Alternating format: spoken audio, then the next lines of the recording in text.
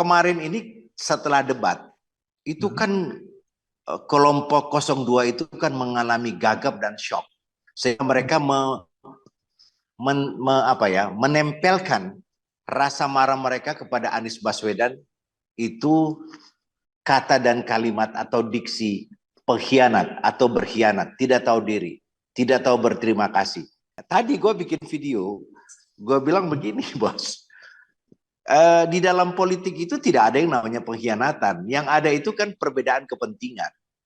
Nah, selama kepentingan itu untuk kepentingan orang banyak, maka kita mengambil parameternya di situ. Jadi kita bicara berkhianat kan? Jadi gini, soal berkhianat ini sebenarnya kotak Pandora.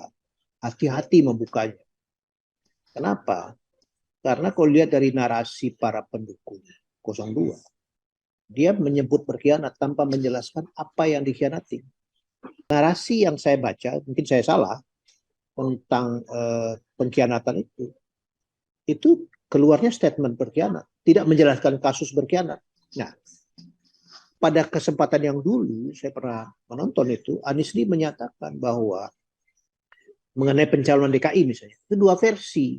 Yang satu Prabowo menyebut Anies datang ke rumahnya, yang satu Anies menyebut dia dipinang, ya kan? Nah, itu kan apakah itu yang dimaksud pengkhianatan? Terus yang berikut, mengenai Prabowo di 2019, Anies diminta untuk menjadi wakilnya, ya kan? Terus Anies mengatakan saya mau menyelesaikan tugas saya di DKI. Itu sebabnya Sandi yang jadikan. Ingat ya? Betul nggak? 2019 kan? Ya. Jadi kalau begitu Anies berarti apa? Dia tidak berkhianat pada jabatan yang sudah diberikan amanah pada dia. Nah, ini ada hubungan kan? Kalau saya mau menerima pinangan itu, jangan-jangan saya jadi nggak patriotis dong. Sesuatu yang suka disampaikan juga oleh 02 kan, patriotisme. Jadi itu hati-hati menggelorakan judgment black campaign atau judgment kampanye berkhianat itu, karena boleh jadi akan dicari apa yang dimaksud, nanti blunder lagi, gitu loh. Kan dalam akan memukul balik kembali buat Pak Prabowo dan saya hati-hati. Ya, kalau saya dalam tim sukses Prabowo, saya nggak mau mainkan isu itu, karena kalau dikejar jangan-jangan kita punya nggak cukup verified, nggak cukup bisa untuk mengcounter, gitu loh. Karena bahkan saya argumentasi saya begini, kan dulu itu Pak Prabowo mendukung Anies, ada semacam semangat patriotisme dia untuk bangsa dan negara, sehingga dia menghadirkan Anies. Artinya untuk kepentingan orang banyak. Bukan. Untuk kepentingan orang banyak. Iya, itu satu. Boleh jadi juga karena untuk kepentingan orang banyak. Bukan, kan pada waktu itu Prabowo oposisi. Iya, artinya gini, ketika itu ada semangat dari Pak Prabowo bahwa menghadirkan Anies sebagai gubernur itu di dalamnya ada sebuah nilai yang luar biasa besar dalam rangka untuk kepentingan bangsa dan negara. Oke, kita sepakati di situ. Nah, maksudnya kalau dia punya nilai yang sama, kemudian pada satu saat nilai yang begitu tinggi dan mulia, Pak Prabowo menurunkan nilai yang patriotisme dan tinggi itu, diturunkan menjadi kepentingan pribadinya. Ya, itu yang semula untuk kepentingan bangsa dan negara, tetapi Pak Prabowo mendegradasi sendiri bahwa kepentingan bangsa dan negara itu harus ditukar dengan kepentingan pribadi saya. Ya, itu dia. Kedua, saya mau tambahkan.